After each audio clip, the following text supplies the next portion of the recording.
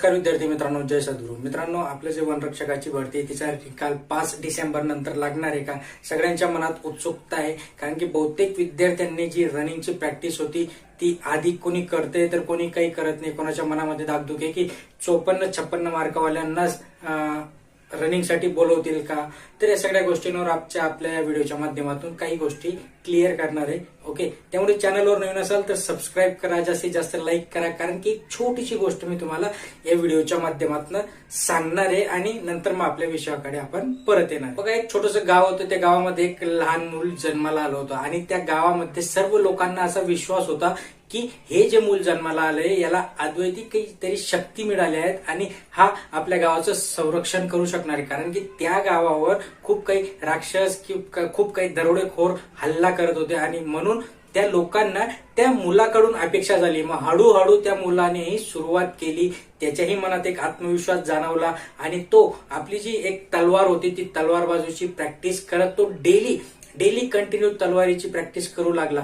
हळूहळू दिवसांमागे दिवस असं होत असताना मुलगा मोठा होत गेला. ओके, लोकांच्याही ज्या अपेक्षा होत्या त्या अपेक्षांना लोकांना असं वाटत होतं की आपल्या अपेक्षा हा जो मुलगा आहे हा कम्प्लीट करेल, हा पूर्ण करेल. कारण की त्याचे ते म्हणतात ना, मुलाचे पाय पाडण्यात दिसतात तशीच गोष्ट त्याच्याबरोबर घडत होती. हळूहळू दिवसेंदिवस तो मुलगा मोठा होत गेला. त्याची शरीर यष्टी, त्याचा जो व्यायाम होता, जी तलवारबाजी होती, डेली तो वाढत गेला आणि नंतर त्याची शरीर यष्टी बघूनही आजूबाजूचे जे काही परिसरमधील लोक होते ते त्याचे वावा करायला लागले. काही मुलीही त्याच्याकडे आकर्षित व्हायला लागल्या. त्यालाही त्याच्यातल्या एक मुलगी बरोबर प्रेम झाला आणि मग या गोष्टीमध्ये होत असताना तो आपला फोकस होता. ओके, फोकस त्याचा कंटिन्यू होता. तो डेली आपल्या तलवारीला धार लावत होता. असं करत असताना एके दिवशी त्याच्या सहवासात एक आत्मा म्हणता येईल किंवा एक भूत जादू प्रकारची एक गोष्ट घडली आणि ती त्याला सांगायला लागली की माझ्याकडे एवढी मोठी शक्ती आहे की मी तुला या ब्रह्मांडामधलं तू जे काही म्हणशील ते सगळ्या गोष्टी मी तुला ह्यात दाखवू शकते. मुलगा म्हटला, हो असं शक्य आहे, तर ठीक आहे, मला एक काम कर, मला सृष्टीमधला सगळ्यात मोठा योद्धा मला दाखव. त्या जी आत्मा होती त्या आत्म्याने तिला दोन मोठे योद्धे दाखवले. ते बघून तो जो मुलगा होता तो शॉक झाला. ओके, तो म्हटला ठीक आहे, आता काही हरकत नाही, तू एक काम कर, मला याच्यामध्ये मला एक सोन्याची जे काही हिरे मोती जवाहर अशी जडलेली पूर्ण एक चांगली तलवार मला दाखव. ओके, ठीक आहे, तीही तलवार त्याला बघायला मिळाली. मग नंतर त्याने एक वेगळी डिमांड केली की मला या विश्वामधली खूप काही सुंदर मुलगी दाखव. ओके, तीही खूप काही सुंदर मुलगी तिला दाखवण्यात आली.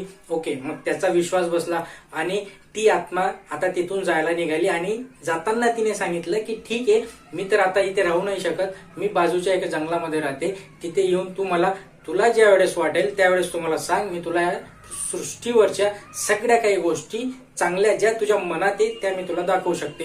ओके, ठरलं. मग तो मुलगाही आपल्या सरावामध्ये व्यस्त झाला. जाताना सांगितलं की तुला ज्या वेळेस वाटेल की तुला अशा काही गोष्टी बघायच्या असतील तर तू त्यावेळेस मला डिमांड कर, मी नक्की तुला त्या सगळ्या गोष्टी दाखवेल. 1 दिवस गेला, 2 दिवस गेला, त्या मुलाने आपल्या स्वतःवर कंट्रोल केला.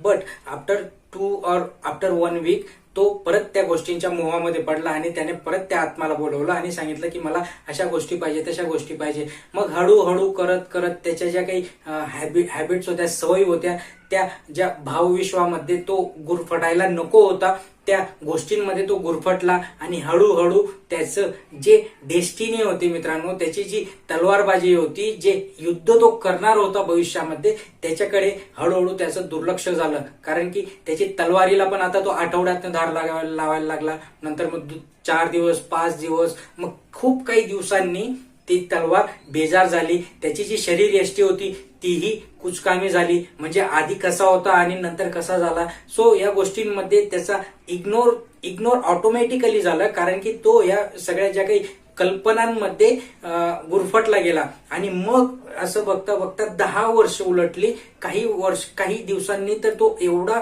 विचारात पडला की आता कसं काय करायचं. मग ज्यावेळेस तो गोष्टी बघत होता त्यावेळेस खूप काही मोठमोठे योद्धे पण त्याला दिसत होते आणि ते बघून त्याला मग आता ईर्ष्या व्हायला लागली की मी कसा झालो आणि ते कसे झाले. मग या सगळ्या गोष्टींना कारण काय होतं, या सगळ्या गोष्टींना कारण तो स्वतः होता, कारण की त्याने त्याची प्रॅक्टिस सोडली होती. मग काही दिवसांनी 10 वर्ष उलटले अशी आणि 10 वर्षानंतर तीच आत्मा परत आता त्याच्यावर हसायला लागली आणि मग त्याने विचारलं की तू माझ्यावर हसते का आहे.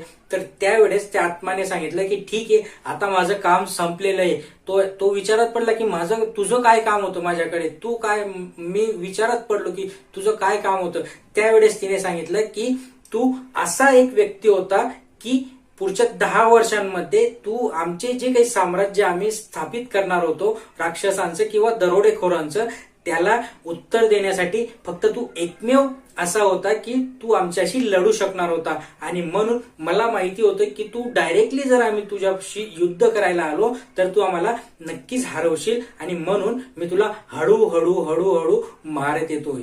ओके, आणि आज तू ह्या कंडिशनला आलाय की तू स्वतः सुद्धा चालू शकत नाही, तर तू आमच्यावर काय हल्ला करणार. आता आम्ही काय करणार आहे, आम्ही या सर्व गावाला लुटणार, सर्व लोकांना इथून नेणार. ओके, सो या गोष्टीमधनं बोध एकच आहे मित्रांनो की जर आपण फक्त कल्पना करत राहिलो, बघा आपल्या वनरक्षकाशी रिलेटेड आहे जी रनिंग आहे ना, त्या रनिंगशी रिलेटेड आहे. म्हणून ही गोष्टी तुम्हाला सांगितलंय की आपण काय करतोय, आपण फक्त विचार करतोय 5 किलोमीटर धावायचा, रिझल्ट लागला नाही, ही गोष्ट आली नाही, ती गोष्ट आली नाही, स्टे आलाय, ती गोष्ट झाली. सो या सगळ्या गोष्टी आपल्याला त्या भूताने, त्या आत्म्याने दाखवलेल्या अशा जरी आपण कन्सिडर केल्या तर ऐन वेळेस ज्यावेळेस आपण युद्ध करणार आहे, ज्यावेळेस रनिंगसाठी आपलं युद्ध असणार आहे, त्यावेळेस आपण कुचकामी ठरणार आहे आणि ही जी आत्मा आहे ती आत्मा आपल्यावर वरचढ असणार आहे. म्हणून म्हणतो रनिंग सोडू नका, कारण की आपली ही गत तशीच झाली आहे. 5 डिसेंबर नंतर पडणार आहे,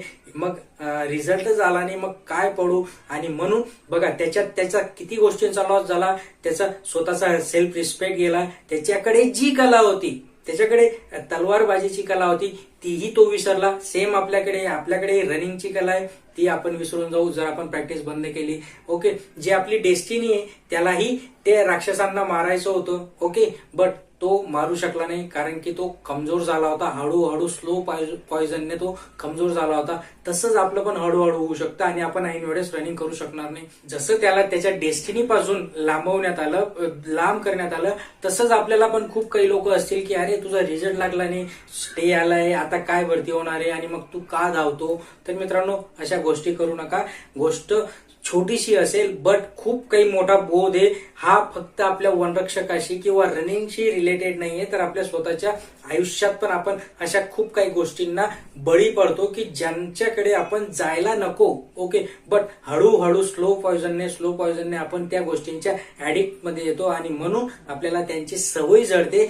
सो या वाईट सवयी लवकर लागतात, बॅड सवयी. ओके, ज्या बॅड सवयी असतात त्या लवकर लागतात, चांगल्या सवयी लवकर सुटतात. येऊया आपल्या पॉइंटकडे की 5 डिसेंबर नंतर रिझल्ट लागणार आहे का. ओके, 5 डिसेंबर पर्यंत रिझल्ट लागणार तर नाही. ओके, कारण की 5 डिसेंबर पर्यंत त्यांनी आपल्याला वेळ दिलेला आहे. 5 डिसेंबर पर्यंत त्यांचा काही निकाल येऊ शकतो. फर्स्ट वीक आपण पकडून घेऊ की फर्स्ट वीक पर्यंत कोर्टाचा निकाल येईल. त्याच्यानंतर, कारण की त्याच्यानंतर आपण असं कन्सिडर करू शकतो की जी लेखापालची भरती आहे, जी वन सर्वेक्षकची, लघुलेखकची आहे, यांच्यासाठी टाइम फ्रेम दिला गेला आहे. ओके, यांचा टाइम प्लॅन आलेला आहे की फेब्रुवारी एंडिंग पर्यंत ह्या ज्या काही सगळ्या पोस्ट आहेत यांचं त्यांना अपॉइंटमेंट लेटर मिळणार आहे. मित्रांनो, अपॉइंटमेंट लेटर मिळणार आहे आणि म्हणून आपण पण तसं कन्सिडर करून चालूया की आता हा जो 15-20 दिवसाचा गॅप पडलेला आहे, जर हा आपण कन्सिडर केला तर मिड ऑफ मार्च पर्यंत आपल्याकडे पण आपलं अपॉइंटमेंट लेटर येणार आहे. म्हणून रनिंग कोणीही स्टॉप करू नका. या गोष्टीतनं, या व्हिडिओच्या माध्यमातून तेच सांगायचं होतं, कारण की तुम्हाला परत मोटिवेट करणं हाच एक मोठो माझा असतो. कारण की बहुतेक विद्यार्थी डल होऊन जातात, लूज पडून जातात की काय करायचं, काही करायचं त्याच्यापेक्षा काहीतरी करायचं. ओके, व्हॉट आय डू पेक्षा समथिंग डू. ओके, सो काहीतरी करणं हे महत्वाचं असतं मित्रांनो.